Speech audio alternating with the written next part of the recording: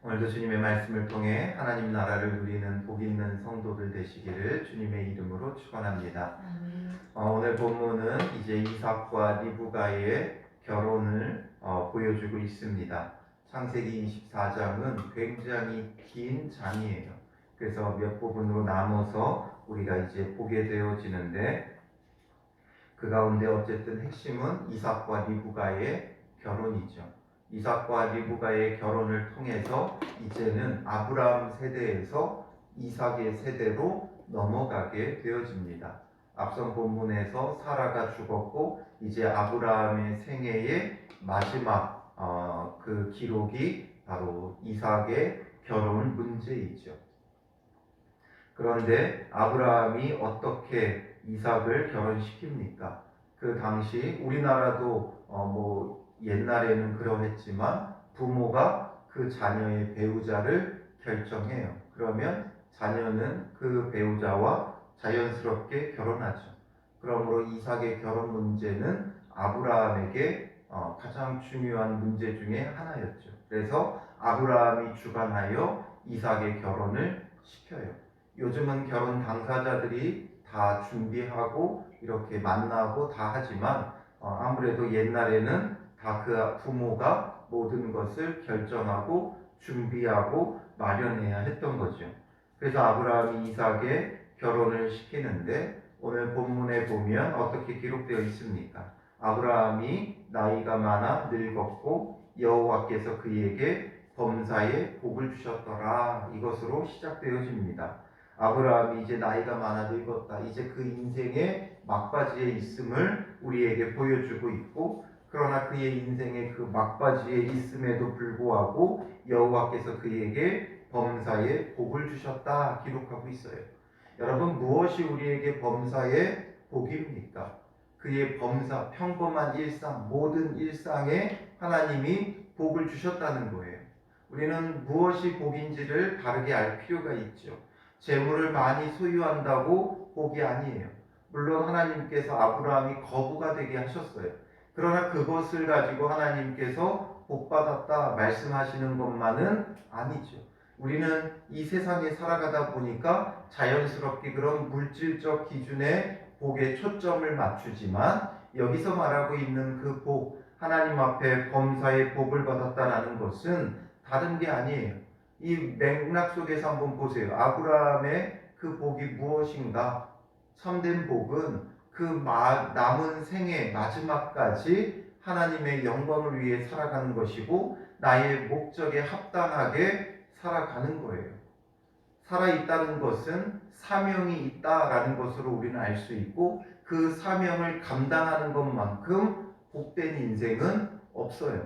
그래서 아브라함의 그 생애의 마지막까지 그가 자기의 사명을 감당하죠. 사라가 죽었을 때 슬퍼하고 애통하다가 거기에 그 슬픔과 애통 가운데만 빠져 있으면 그 인생이 무엇이 복이 있습니까? 슬픔과 애통에 빠질 것 같으면 하나님께서 아브라함과 사라를 동시에 데려가는 게 복이 될 수 있겠죠.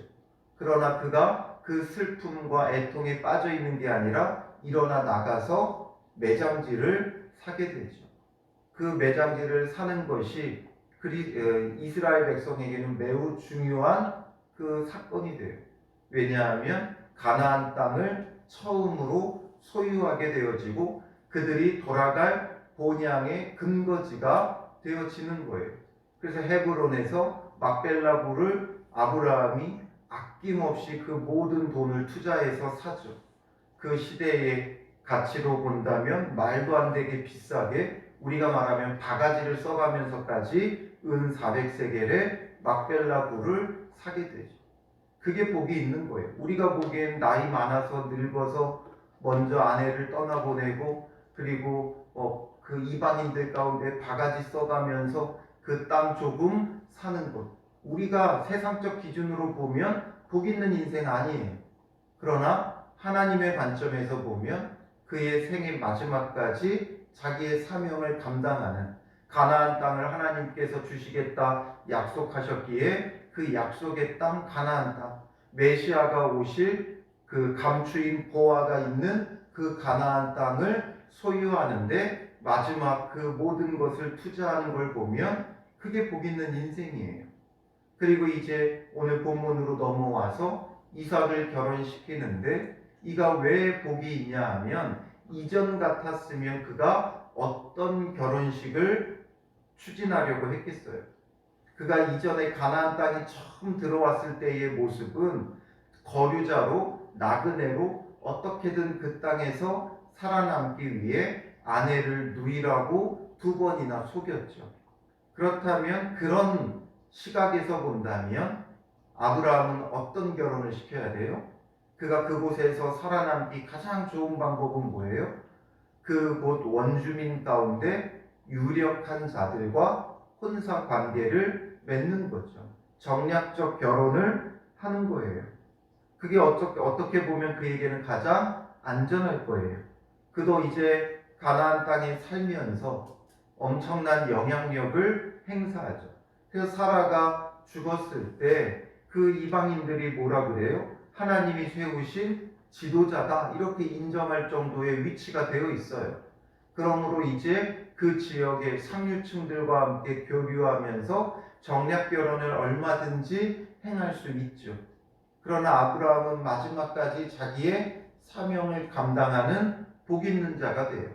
그래서 아브라함은 이삭의 결혼을 그 지역에서 정략적 결혼으로 해결하는 게 아니라 하나님의 언약 안에서 어떻게 결혼시키는 것이 더 합당한가를 바라보며 지금 이제 이삭의 결혼을 진행하게 되어지는 것이죠.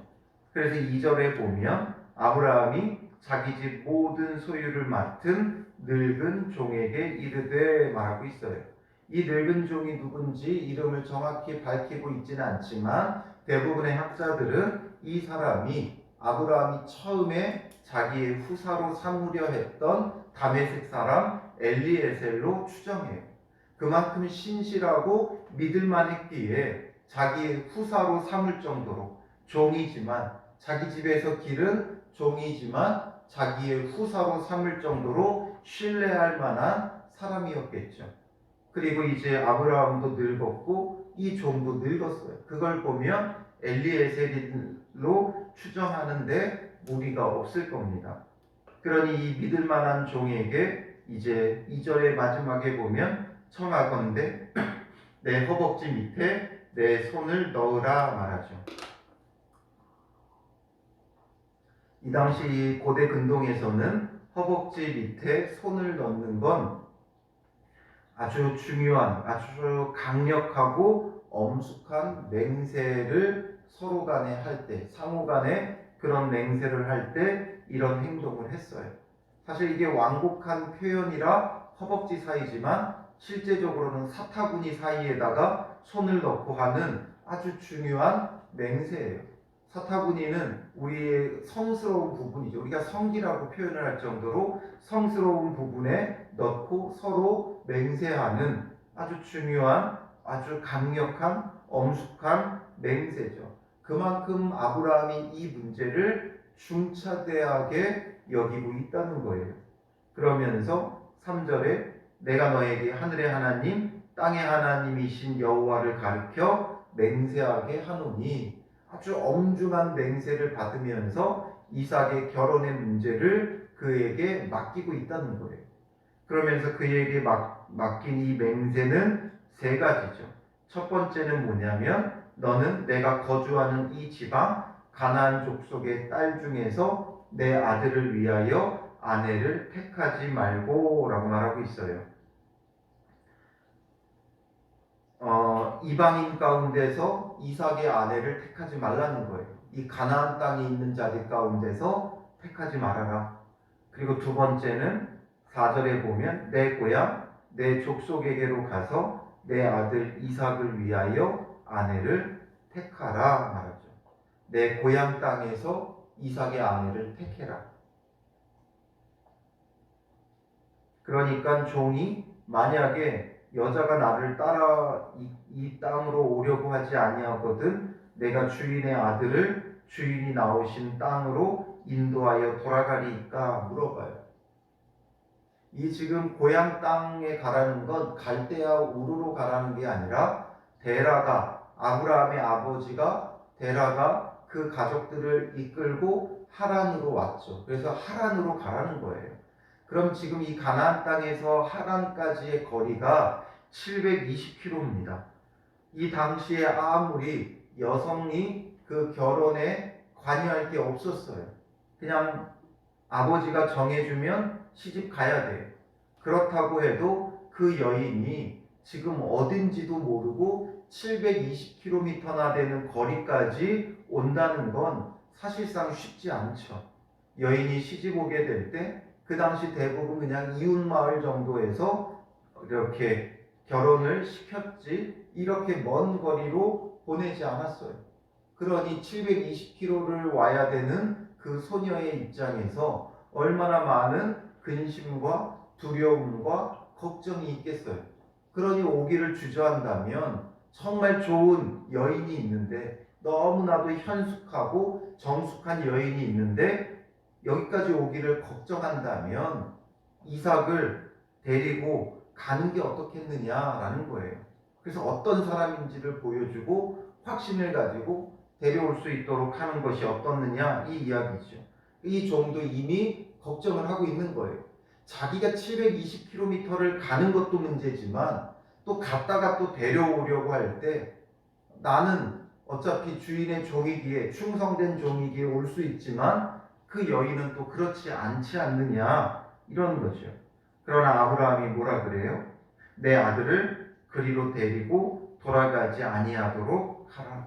마지막 세 번째는 절대 그 땅으로 이삭이 가는 일은 없게 해라 라는 거죠. 데리고 오라는 거예요. 그러면 여기서 이 내용들을 보면 아브라함이 지금 이 결혼을 이렇게 시키려고 하는 이유가 무엇이겠습니까? 그 땅에서 정략적 결혼을 할 수 있음에도 불구하고 아브라함은 어떻게 보면 마치 가나안 땅에 집착한다고 할 정도로 지금 이 가나안 땅을 집착하는 모습을 보여줘요. 그런데 그렇다고 해서 또 그 땅에서 아내를 얻는 것도 아니죠. 이 두 가지를 우리가 함께 살펴본다면 결국 아브라함이 이렇게 결혼을 시키려고 하는 이유가 뭐예요? 7절에서 말해주죠. 하늘의 하나님 여호와께서 나를 내 아버지의 집과 내 고향 땅에서 떠나게 하시고 내게 말씀하시며 내게 맹세하여 이르시기를 이 땅을 내 씨에게 주리라 하셨으니 말하죠. 이 땅을 내 씨에게 주리라 말씀하셨다. 그러니 이렇게 결혼시키는 데는 하나님께서 아브라함에게 주신 그 언약 안에서 지금 아브라함이 이삭의 결혼도 진행하려고 하는 거예요. 그래서 하나님께서 분명 내 씨가 이 땅을 내 씨에게 주겠다 약속하셨기 때문에 이 땅의 소유자가 되는 것이 아브라함에게 있어서는 그 생의 마지막 사명이에요. 그렇기 때문에 막벨라 굴도 샀고 이제 아들의 결혼도 이 땅 안에서 이루며 이 땅 가운데 뿌리를 내릴 수 있도록 지금 아내를 데리고 오라는 거예요. 그래서 가나안 땅에 집착하죠. 땅이 중요해요. 하나님 나라는 세 가지의 요소가 필요하다고 그랬죠. 땅과 백성과 주권이에요. 그러므로 백성인 아브라함의 후손 그리고 이 땅, 하나님의 약속의 땅, 메시아가 오실 땅, 메시아가 다스리고 통치할 땅, 그 땅인 가나안 땅이 중요해요. 그리고 하나님의 언약의 말씀에 주권적인 그 통치가 중요하죠. 그러므로 지금 아브라함은 그 모든 것들을 그 생의 마지막에 이루기 위해 지금 이삭의 결혼을 하나님의 언약 안에서 자기의 그 사명을 감당하며 이루고자 하는 것이죠. 가나안 땅에서 얻게 되면 그 땅에 있는 여러 가지 우상을 받아들이게 되어 있어요. 그리고 하나님께서 가나안 땅을 심판하실 텐데 함께 심판받을 수밖에 없는 지경에 이를 수밖에 없는 거죠. 그래서 아브라함이 이렇게 결혼을 시키는 이유는 두 가지 때문이에요. 무엇보다도 먼저 언약의 자손으로서 혈통의 순수성을 유지하려고 하는 것이고 두 번째는 가나안 이방 종교에 동화되어 신앙의 순수성을 더럽히지 않기 위함이죠. 그러니까 혈통의 순수성, 신앙의 순수성, 이것을 지키기 위해 고향 땅에서 이삭의 아내를 택하게 하고 그를 가나안 땅으로 데려오게 하는 거예요. 그래서 가나안 땅에 동화되지도 않고 또 그 당시 번성했던 메소포타미아 문명인 그의 고향 땅으로 돌아가지도 않고 가나안 땅 안에서 순수 혈통 신앙의 순수성을 지키며 그의 자손들이 뿌리를 내려 가나안 땅, 약속의 땅, 하나님께서 그리스도를 보내실 그 땅을 영원한 기업으로 그 아들에게 물려주려고 하는 거예요. 그래서 막벨라 굴을 사고 그리고 이삭의 결혼 문제를 하나님의 언약 안에서 자기의 사명을 통해 풀어나가고 있는 것이죠. 그래서 이삭의 결혼에 대해 이야기하지만 1절에 아브라함이 나이가 많아 늙었고 여호와께서 그에게 범사에 복을 주셨더라 이렇게 기록해요. 자기의 사명을 따라 나아가니까 이제 이후의 내용을 우리가 어느 정도 알고 있듯이 하나님께서 모든 것을 자연스럽게 풀어나가게끔 인도하시죠. 모든 일들이 주님 안에서 술술 풀려나가요. 그게 바로 복인 것이죠. 사명을 가지고 나아가는 자의 그 인생을 하나님께서 범사에 복을 주어 다 풀려나가게 하는 거예요. 그게 복이죠. 인생 노년에 아무리 많은 것을 갖고 있어도 자녀 문제가 꼬여서 고통받는 사람들이 많이 있죠. 자녀들의 그 상속 문제로 인해 분쟁이 나는 그런 일들도 보게 되죠. 그러니 물질이 많다는 것이 복이 아니라 정말 하나님 안에서 내 사명을 감당해 나갈 때 하나님의 인도하심, 이끄심, 그 모든 것들이 우리에게는 복인 거예요. 그러므로 우리도 우리의 인생의 마지막까지 하나님께서 범사에 복을 주시는 인생을 살아가려면 우리가 주님 안에서 내 사명을 알고 하나님의 말씀, 하나님의 언약 안에서 우리의 그 사명을 발견하고 감당해 나가는 인생이 되어지는 것이 중요하죠. 그래서 우리에게는 어떤 것이 영원한 기업입니까? 아브라함에게는 눈에 보이는 가나안 땅을 그와 그의 자손들에게 영원한 기업이 되게 하셨다면 예수 그리스도로 하나님의 백성된 우리에게는 하나님 나라를 약속해 주고 계셔요. 그러니 우리는 영원한 하나님 나라를 얻고 소유하고 누리는데 우리가 그 안에서 사명을 발견하고 우리의 인생을 감당해 나가면 그게 가장 큰 복이 되는 거예요. 어르신들이 죽지 못해 산다 이런 말을 하는 게 아니라 우리가 정말 주님 안에서 주님 부르시는 그날까지 아직까지 내 사명이 남아있다 생각하며 주님의 약속의 말씀 안에서 그 사명 감당해 나가는 거예요. 우리의 생애가 그럴 때 가장 복이 있는 것이죠. 달리 복이 있는 것이 아니라 그것이 복이에요. 오늘 주님은 그 복에 대해 말씀해 주고 계세요. 단순한 이삭과 리브가의 결혼이 아니라 하나님께서 아브라함에게 그 인생 마지막까지 어떻게 복을 주셨는가.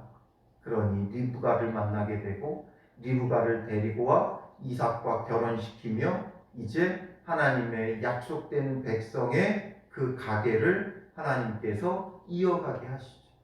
그래서 그에게서 이제 야곱과 에서가 나오고 그 야곱을 통해 12아들, 12지파가 형성되어지고 이스라엘이라는 나라가 급격히 세워져요. 아브라함에서 이삭으로 야곱으로 이어질 때는 이게 어떻게 큰 나라가 되겠는가 싶었지만 야곱에게 이어지면서 12아들을 통해 12지파로 급격하게 이스라엘이라는 나라가 형성되어지는 것을 우리가 보게 되죠. 때가 되면 하나님 안에서 모든 것은 급작스럽게 일어나요. 때가 이르면 급격히 일어나요. 아주 완전하게 일어나요. 지체하지 않고 일어나요. 그러니 우리는 우리의 인생이 세상적 기준으로 볼 때 뭐가 대단하지 않다, 뭔가 보잘것없다, 낙심할 것이 아니라 우리가 그저 그 사명 묵묵히 감당하게 되면 때가 이르면 급격히 이루시는 하나님의 은혜가 있어요. 그러니 오늘의 상황에 주저앉지 말고 하나님이 주시는 그 범사의 복을 바라보며 오늘 하루도 하나님의 언약 안에서 하나님 나라를 소유하고 누리기 위해 사명 감당하는 자들 되시기를 주님의 이름으로 축원합니다. 기도하겠습니다.